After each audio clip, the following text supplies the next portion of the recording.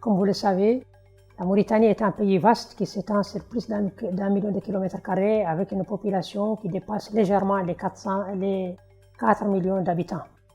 Donc la Mauritanie, à l'instar des autres pays du partenariat de Ouagadougou, s'est vite résolument engagée à intensifier les campagnes de sensibilisation et de vulgarisation des méthodes contraceptives, en particulier la DMPA sous-cutanée et surtout dans sa forme auto-injectable, ceci avec l'aide de nos partenaires. Cette mobilisation est aujourd'hui justifiée par les derniers résultats de l'enquête EDS 2019-2020 qui font ressortir les éléments suivants. Une faible prévalence contraceptive de l'ordre de 14%, des besoins non satisfaits élevés à 31% avec un taux de fécondité de 5,2 et un taux de mortalité malheureusement qui reste élevé malgré des progrès et qui est autour de 424 décès pour 100 000 naissances suivantes.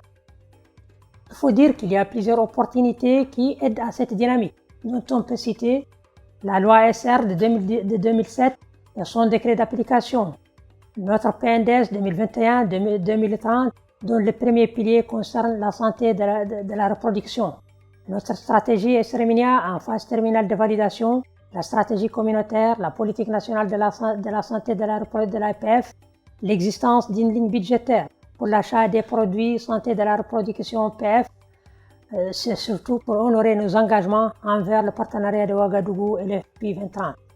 Il y a un plan d'introduction de la DMPA sous-cutanée avec la gratuité des produits contraceptifs, l'intégration de la DMPA sous-cutanée dans les listes de médicaments essentiels et dans les registres de notre système national d'information sanitaire, le SNIS, avec une disponibilité des guides validés dans les formations sanitaires. Ceci encore avec la mise en place d'un comité technique de suivi où sont représentées les différentes parties prenantes, à savoir le gouvernement, les partenaires et la société civile. Quant aux leçons apprises, la facilité de l'administration de la DMPA sous-cutanée en auto-injection et son innocuité en font l'une des méthodes contraceptives les plus acceptées des usagers des services de PEF et donc à promouvoir et diffuser à grande échelle. C'est dans cette perspective que nous tenons à étendre la Sayana Press, qui est la DMPSA sous-cutanée, et passer donc à la distribution à base communautaire dans toutes les FOSA.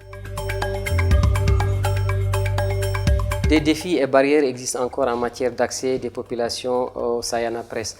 Le premier défi est lié à l'accessibilité physique. Comme vous le savez, le territoire est vaste et peu peuplé.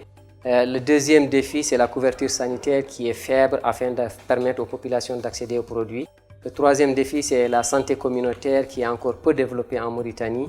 Et le quatrième défi, c'est l'insuffisance de la mobilisation des ressources financières en faveur de la chaîne d'approvisionnement en Mauritanie. Et les leçons que nous avons apprises ces dernières années, c'est la facilité de l'administration du dépôt Provera en intrants musculaires et son innocuité qui fait de lui l'une des méthodes contraceptives les plus acceptées par les usagers de services de PF et donc promouvoir et diffuser à grande échelle.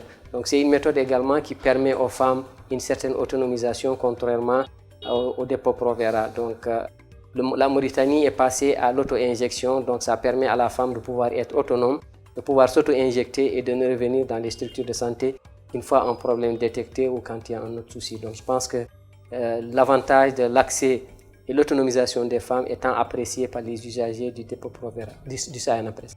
Nous pouvons terminer sans remercier nos partenaires au développement, c'est tous les NFPA, le GHPIGO et l'unité de coordination de partenariat de Ouagadougou pour leur soutien infaillible et leur rassureront que le gouvernement mauritanien, à travers le ministère de la Santé, n'aménagera aucun effort pour que toute Mauritanienne mariée accède à la méthode contraceptive de son choix, là où il est et là où le besoin se fait sentir. Je vous remercie.